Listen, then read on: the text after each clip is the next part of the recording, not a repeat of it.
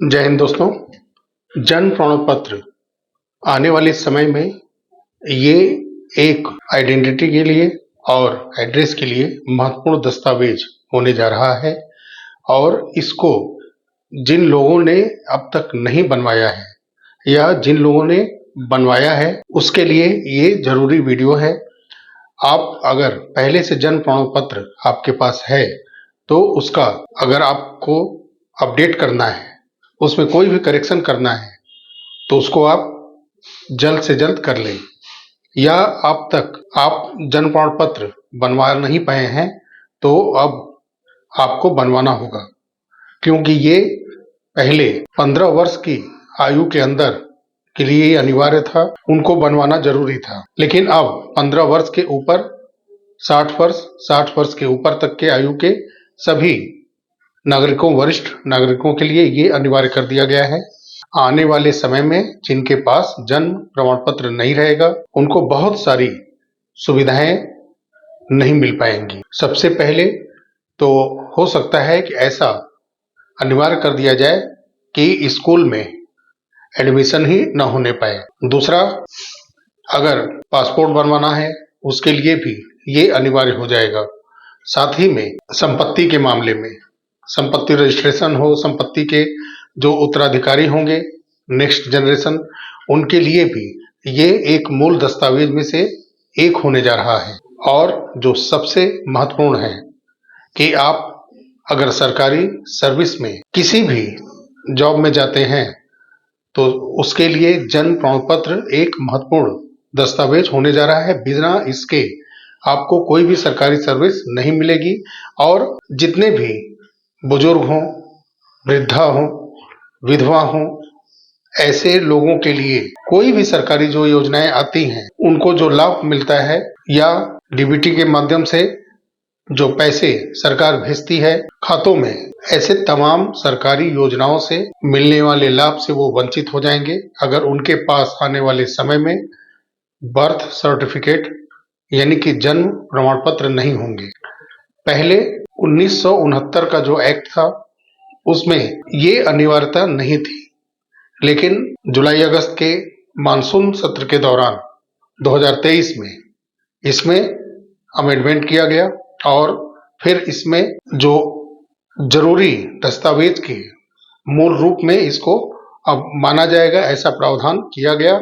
और इसमें जन्म प्रमाण पत्र के अंदर आप अगर कोई भूल कर बैठे हैं और कुछ उसमें गलत डाटा एंट्री करके बनवा बैठे हैं तो उसको आप संशोधन भी कर सकते हैं, अपडेट भी कर सकते हैं और फिर नए सिरे से उसको आप डिजिटल पोर्टल के माध्यम से डिजिटलाइज भी कर सकते हैं। तो ये सब तमाम बदलाव 2023 एक्ट के बाद किया गया। अक्टूबर 2023 से ही इसको लागू भी कर दिया गया था और जिसका कि अपडेट या नए जन्म प्रमाण पत्र बनाने की जो एक तय समय सीमा रखी गई थी वो थी 31 दिसंबर 2024 तक, लेकिन अब इसको बढ़ा दिया गया है। अब 27 अप्रैल 2026 तक आपको अपना जन्म प्रमाण पत्र बनवाना होगा और अगर आपने बनवाया है तो उसको फिर से आपको डिजिटलाइज करना होगा। अगर उसमें कोई जरूरी आपको लगता है तो उसमें आप करेक्शन भी कर सकते हैं, फिर से अपडेट भी कर सकते हैं उसको। ये क्यों अनिवार्य हुआ, ऐसा सरकार की क्या मंशा है? इसमें जनसंख्या गणना यानी एनपीआर, नेशनल पॉपुलेशन रजिस्टर, इसमें लोगों के डेटा की संख्या इकट्ठा करना और उसके आधार पर पहचान करना और फिर सरकारी योजनाओं से उन्हें लाभान्वित करना, ये सब चीजें सरकार की मंशा है। ये सरकारी सेवाओं में आधार हो गया, आपका मतदाता परिचय पत्र हो गया और स्कूल के रिकॉर्ड जो डॉक्यूमेंट होते हैं उसके समकक्ष ये अब काम करेगा। यानी अगर वो किसी भी समय अगर आपके पास नहीं भी है तो अगर आपके पास बर्थ सर्टिफिकेट है तो वो आपके आइडेंटिटी और एड्रेस को प्रमाणित करेगा और आपके नागरिकता की एक प्रकार से ये भारत के अंदर पहचान भी मानी जाएगी। अब इसको बनवाने के लिए क्या करना होगा? अगर कोई शिशु जन्म लेता है, प्राइवेट हॉस्पिटल के अंदर हो या सरकारी हॉस्पिटल के अंदर हो, तो उसका पंजीकरण कैसे होगा? उसमें आप जानते हैं कि सरकारी हो या हॉस्पिटल हो, तो सरकारी जन प्रमाण पत्र स्वयं सरकारी पोर्टल से जारी करते हैं।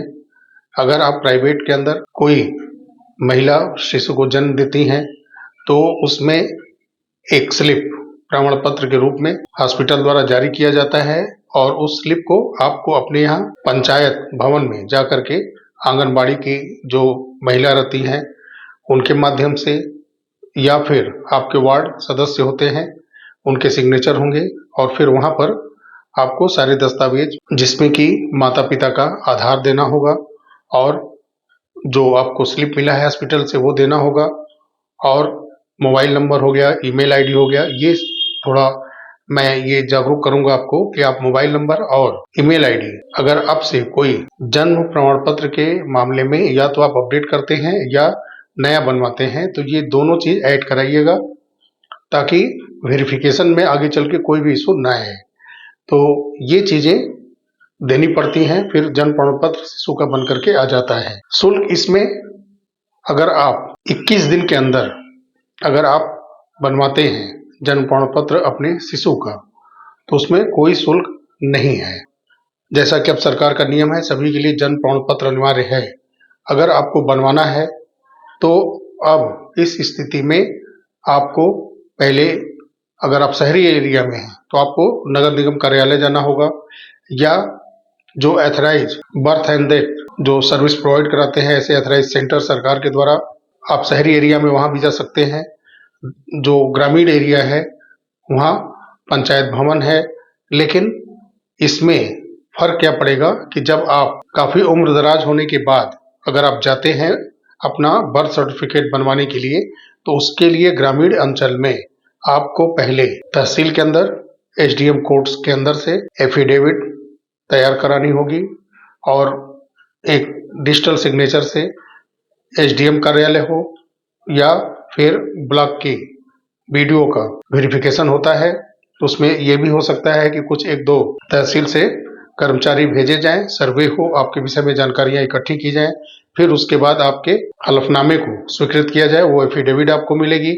फिर उसके बाद और सारे डॉक्यूमेंट उसमें आपको ऐड करने होंगे, जैसे कि आपके पास अगर पासपोर्ट है वो ले सकते हैं, राशन कार्ड ले सकते हैं, आधार कार्ड है, फोटो है, मोबाइल नंबर है, ईमेल आईडी है और जो आपका डेट ऑफ बर्थ होगा उसके लिए आपका स्कूल का टीसी हो सकता है और या फिर 10-12 का मार्कशीट हो सकता है और पते के प्रमाण के लिए आपके पास आधार कार्ड और राशन कार्ड का होना जरूरी है। पहचान के लिए आपके पास मतदाता परिचय पत्र हो, पासपोर्ट हो, तो ये सारे डॉक्यूमेंट बर्थ सर्टिफिकेट बनवाने के लिए अनिवार्य हैं। तो ये सारे दस्तावेज जब आप एसडीएम ऑफिस से कोर्ट से जब एफिडेविट जारी करा लेंगे तो फिर ये सारे डॉक्यूमेंट लेकर के आपको पंचायत भवन जाना होगा या फिर शहरी एरिया में है तो नगर निगम के ऑफिस जाना होगा।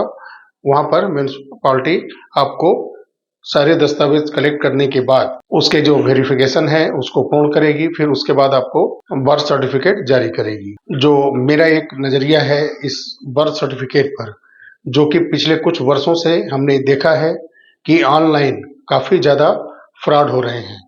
जो ऑनलाइन वेबसाइट है वो क्लोनिंग वेबसाइट है, ऐसा काफी जांच में पाया गया है। काफी छापे भी सीआरएस के लोग अधिकारी डालते भी हैं और उसमें कई जगह पर छापे में पकड़े भी गए हैं लोग। तो ऐसे जो क्लोनिंग वेबसाइट होते हैं उस धोखाधड़ी में न आए और ज्यादा से ज्यादा इसको ऑफलाइन बनवाने की कोशिश करें। डिस्प्ले पे आपको दिख रहा होगा, इस वेबसाइट पर जाकर के आप आवेदन कर सकते हैं या आप अपने जन्म प्रमाण पत्र के अंदर संशोधन भी कर सकते हैं। तो ये सब चीजें आपको बिल्कुल जागरूक होकर के करना है, क्योंकि आपका डॉक्यूमेंट आपका सहयोगी है। चाहे आपके प्राइवेट सेक्टर में सर्विस करनी हो, जॉब करनी हो, चाहे वो गवर्नमेंट जॉब हो, चाहे वो गवर्नमेंट ऐसी योजनाएं जो लाती हैं जिनका आपको सीधा फायदा मिल सकता है। सीनियर सिटीजन कैटेगरी में अगर आप आते हैं या 60+ एज में अगर आप हैं तो आयुष्मान हेल्थ कार्ड है, सरकारी तमाम योजनाएं हैं जो कि आपको मिलते हैं, उससे आप वंचित हो जाएंगे। तो आप एक बतौर इंडियन सिटीजन के रूप में एक जागरूक नागरिक के रूप में अपने आप को समझते हुए अपने सभी दस्तावेज को करेक्ट करें। कभी भी इससे आप दूर न भागें, कभी इनकार न करें कि ये दस्तावेज बनाने से क्या होगा, या सरकार काफी परेशान कर रही है, आधार कार्ड अमेंडमेंट करा रही है, फिर उसको 10 वर्ष से जो पुराने आधार कार्ड है उनका डॉक्यूमेंट वेरिफिकेशन हो रहा है। तो ये जो देश की सुरक्षा का सवाल है, उसके लिए सरकारें देश के नागरिकों को जागरूक करने के लिए और सरकार द्वारा संचालित जो योजनाएं हैं वो सही जगह पहुंच रही हैं कि नहीं, उसमें करप्शन तो नहीं है, वो व्यक्ति जीवित है कि नहीं है, तो बार बार इसीलिए सारे डॉक्यूमेंट का वेरिफिकेशन होता है, ई-केवाईसी होता है। जैसे कोई भी गवर्नमेंट जॉब हो, उसमें का रिटायर व्यक्ति हो, उनका पेंशन होता है, ये तो काफी पहले से चला आ रहा है कि प्रत्येक वर्ष उनका वेरिफिकेशन होता है। उनका जो है लाइफ सर्टिफिकेट, यानी उसको जीवित प्रमाण पत्र कहा जाता है, बैंकें लेती हैं और एक ऑनलाइन जाता है। तो ये सब चीजें पहले से आ रही हैं, लेकिन इस पर जो इस समय डिजिटल दुनिया बन पड़ा है, इसमें और ज्यादा जागरूकता रहना जरूरी है। आप अपने और अपने पूरे फैमिली का जितना भी डॉक्यूमेंट है उसको हमेशा सही रखें। कोई भी अगर डॉक्यूमेंट सही नहीं है तो उसको तुरंत सही कराएं और बिल्कुल उसको अपडेट रखें, ताकि कोई भी आपको अचानक कार्य पड़ता है घर के किसी भी व्यक्ति के लिए तो सारे डॉक्यूमेंट आपके अप टू डेट हों।